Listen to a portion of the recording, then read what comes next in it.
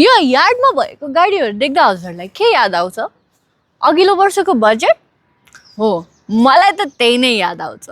अनि यहाँ भएको अधिकांश गाडीहरू चाहिँ त्यो बजेटभन्दा अगाडिको गाडीहरू हुन्।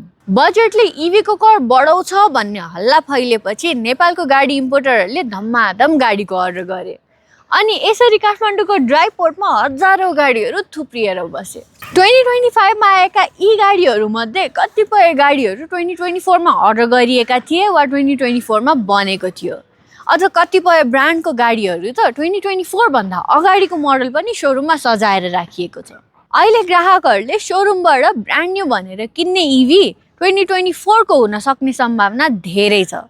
अनि 2025 को गाडीहरू पनि केही ब्रान्डले इम्पोर्ट गरेका छन्, तर 2026 को गाडी चाहिँ धेरै कमले इम्पोर्ट गरेका छन्। Bet you got nobody round to make your day better. Sun brighter, don't got too much time, so girl, it's fun. Now we talk later. Put your pride aside and let me in. You know I got better sense. You so good at self-control, but maybe now it's time for change. I've been alone for so long. Got the one didn't realize skill was exist. त्यो मध्ये जिली एउटा हो।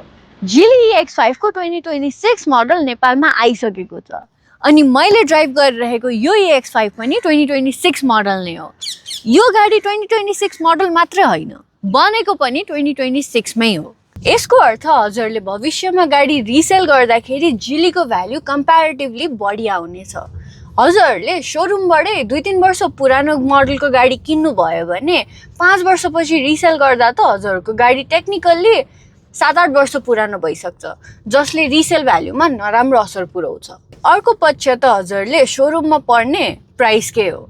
3 वर्ष अगाडि डलरको price 133 थियो भने अहिले त्यो बढेर 145 कटिसकेको छ। अनि कारको प्राइस पनि हरेक वर्ष बढेकै छ।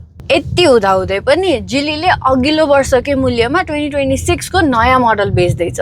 यो कार बायरहरूको लागि त ठुलै एडभान्टेज हो। जिलीको 2026 मोडलमा सफ्टवेयर अझ बढी एडभान्स भएर आएको छ। इन्फोटेनमेन्ट सिस्टममा मसाज मोडमा अप्सन अझ थपिएर आएको छ। अब यसको फ्लाइमी अटो अपरेटिङ सिस्टमले एप्पल कारप्ले र एन्ड्रोइड अटो दुइटै सपोर्ट गर्न थालेको छ। मेरो यो भिडियोको कन्क्लुजन चाहिँ हजुरले जुनै पनि गाडी किन्दाखेरि त्यो गाडीको मेक इयर कुन हो, मोडल इयर कुन हो भनेर चेक गर्न चाहिँ नछुटाउनु होला। यसले तपाईँहरूले गाडीमा गरिराख्नु भएको इन्भेस्टमेन्टमा प्रत्यक्ष पनि सरोकार राख्छ। अनि अब हजुरले नयाँ गाडी किन्दै हुनुहुन्छ सोरुमबाट ब्रान्ड न्यू, तर त्यो गाडी चाहिँ भन्सार यार्डमा वर्षौँदेखि थन्किरहेको छ भने त्यसमा चाहिँ सचेत रहनु होला।